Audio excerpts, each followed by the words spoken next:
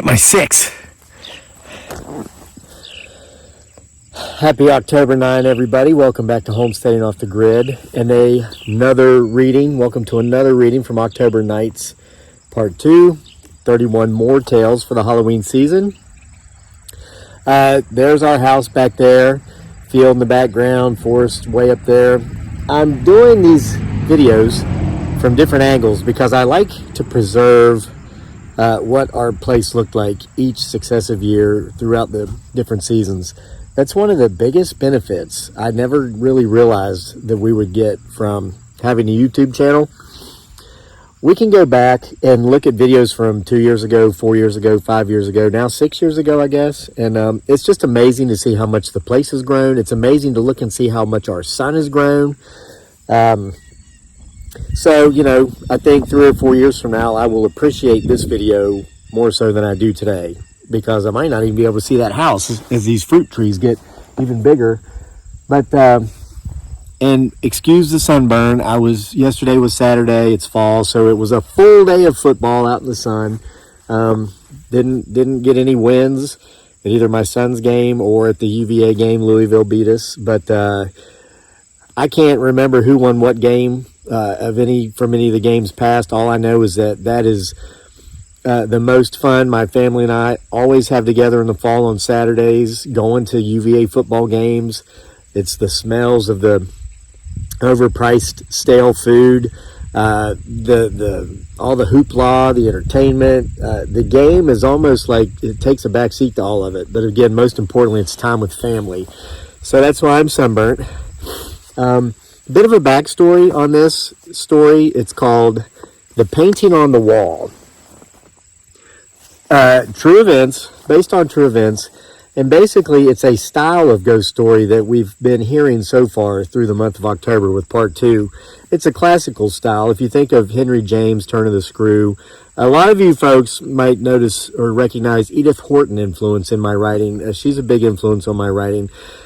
The classic ghost story up through the early 1900s was very unique, especially in comparison to today's ghost story. In modern times, 2022, it's all about shock and awe and pure terror upon confronting the ghost. When you confront the ghost, it's just extreme horror and shock, and you're going to need therapy and medication and all these things. A century ago, the experience was much more subtle, and the terror and the shock came when it was after you realized that maybe the conversation you had days before, weeks before, was with a ghost.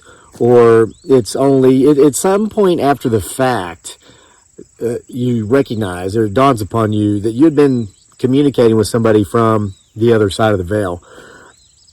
Fortunately, these stories are still very powerful.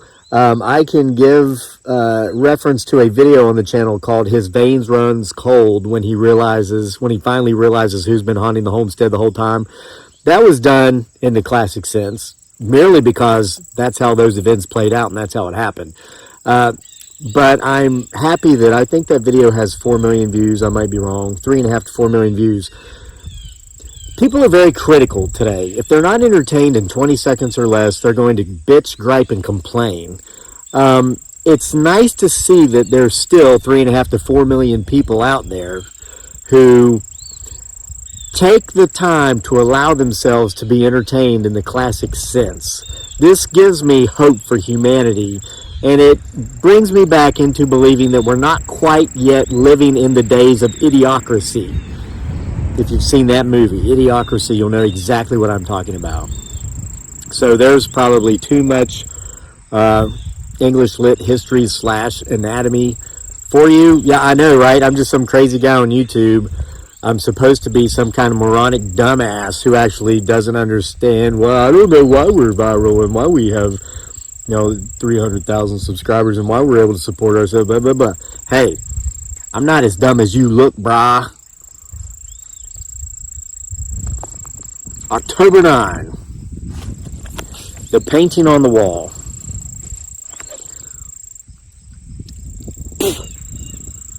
Effing gnats. I'd have written that in here, I wouldn't have hyphenated it. All right, the painting on the wall. It was a brisk October afternoon, the kind of day that made one feel joy simply for being alive.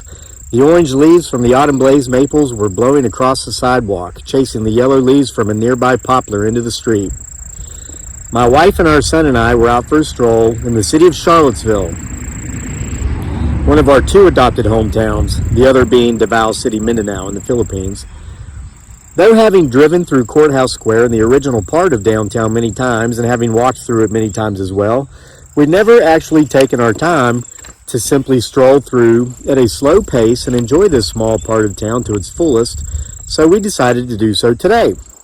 These events took place about a year or so ago, by the way.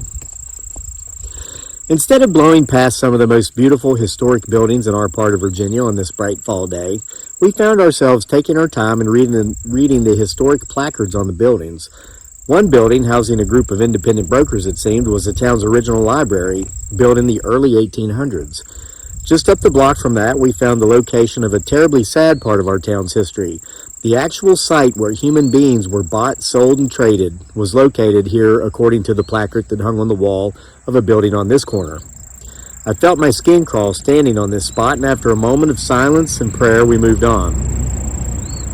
Eventually, we would make our way to the Charlottesville Historical Society, housed in a beautiful old house built in the early 1800s as well. It was within this building, speaking with a couple of personalityless historians — I've yet to meet a historian known for their personality — that we learned that the original town of Charlottesville, currently a sprawling amoeba covering a sizable portion of central Albemarle County, Virginia, and home to nearly 50,000 residents, began as a small patch of soil no larger than a football field. The very small city block where we'd been spending our time that afternoon, there around the courthouse square, it appears, was the original town of Charlottesville. The entire original town. It's about the size of my field. It's crazy. It's 2 centuries ago. While an older gentleman, probably in his early 70s, was desperately trying to impress my beautiful young wife with his knowledge of local history, he was failing miserably, but one cannot fault the old boy for trying. I happened to notice something that seemed quite out of place in the small, historical library housed within one room of the house.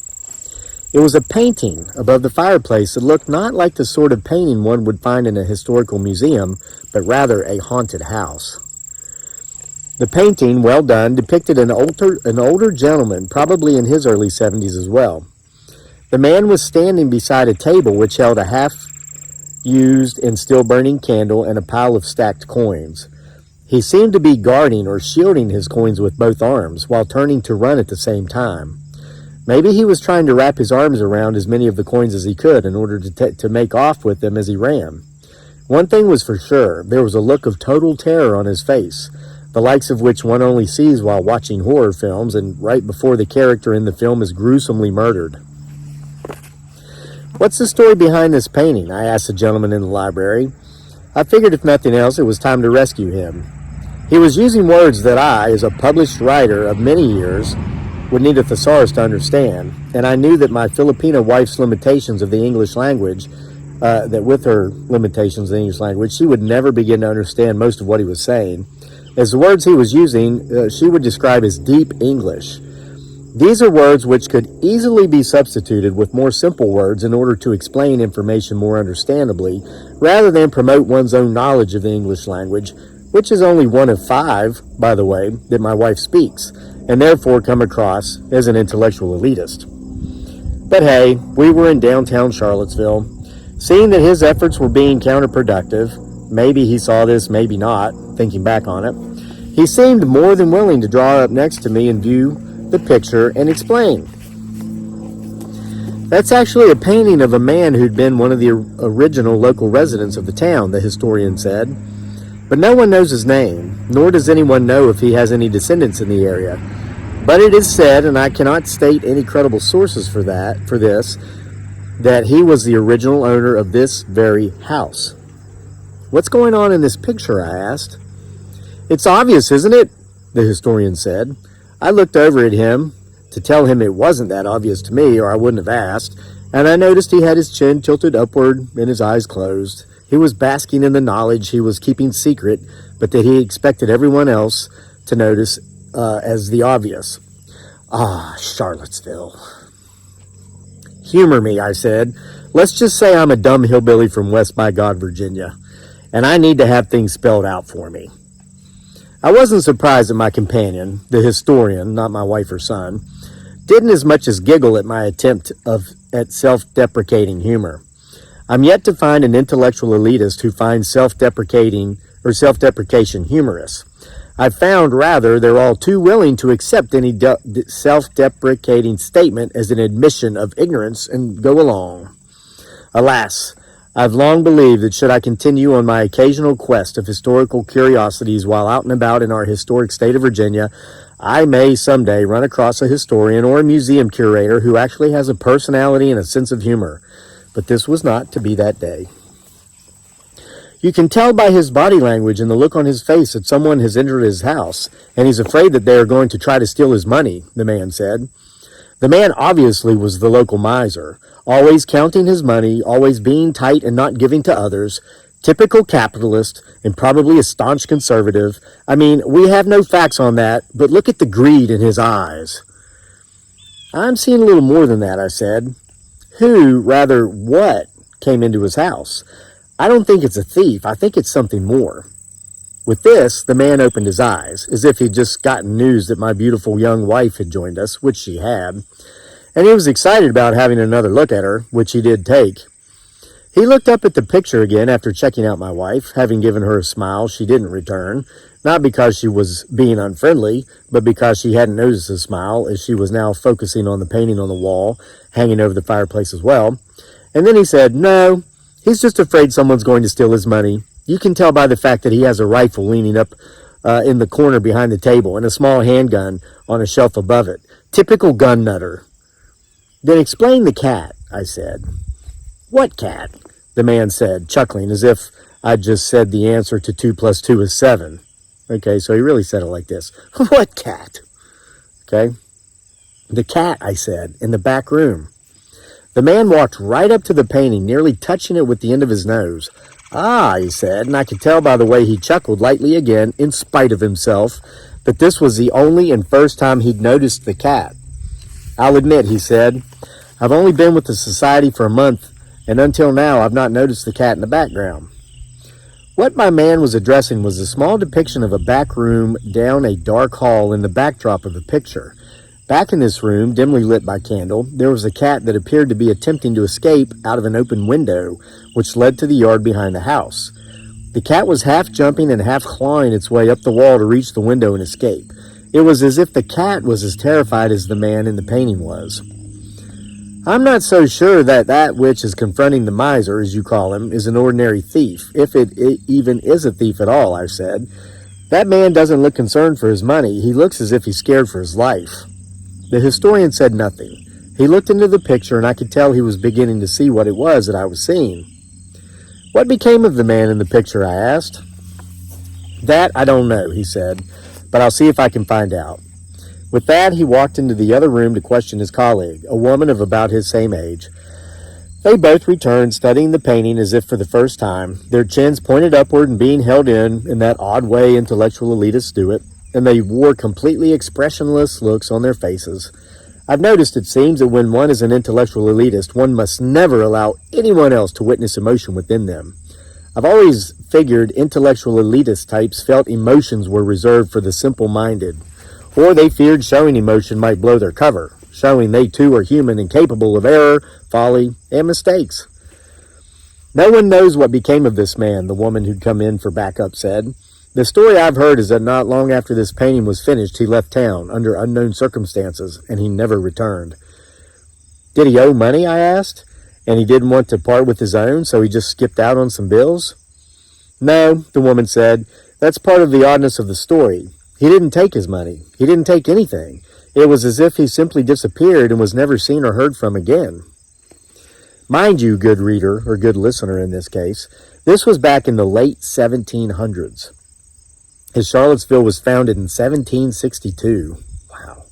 Quarter of a millennium.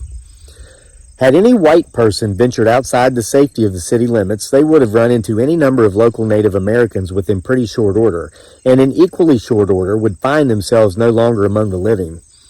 Back in those days, people would not even cross the Blue Ridge, only 20 miles west of town, and right behind us here, unless they had at least a dozen companions to help stave off the natives. So it wasn't quite as common for people to jump up and leave, especially wealthy 70-year-old men who, again, took absolutely nothing with them. What about the artist, I asked. Was he or she even questioned about this work? Odd, the woman said. No one knows a thing about the artist who painted the picture. The painting was found in the man's house, this house, on the day one of the few friends he had came to check on him after not having heard from him for several days. It's almost as if, had they been in modern times, a picture, which would be this painting of course, had been taken of the final scene of the man's time in the house. What? I and my wife and our son, who crept up to listen as well, said in unison. This came across as very odd news, indeed, even for us simpletons. Yes, the woman said. It's all so odd, and as long as I've been volunteering here, I've never had anyone bring the matter up. She turned to look at me, not with a smile or a look on her face that said, well done, but with a questioning look. Had someone challenged her level of intellectual elitist as she saw it? Are you trying to pull our legs? She asked, confirming such suspicion. Are you an imaginative type who saw an opportunity to scare a couple of older people? Just at that moment, when I'd felt I'd perhaps uncovered something historical, my simple-minded self, I was reminded of my audience by one of the members of my audience. I had asked an intellectual elitist a question they could not answer, so, as this woman saw it, I had to be kidding. Or was it something more? She seemed a bit nervous by my line of questioning. Frankly, I said, finally deciding to take my gloves off, I sense a bit of paranormal or supernatural afoot here. The look on the man's face is one of terror, not greed. And that cat is running for its life. And in all this time, no one's ever questioned this? Paranormal, the woman said. Supernatural, the man said, and he was actually beginning to smile. Or was it a grimace? Absolutely, I said.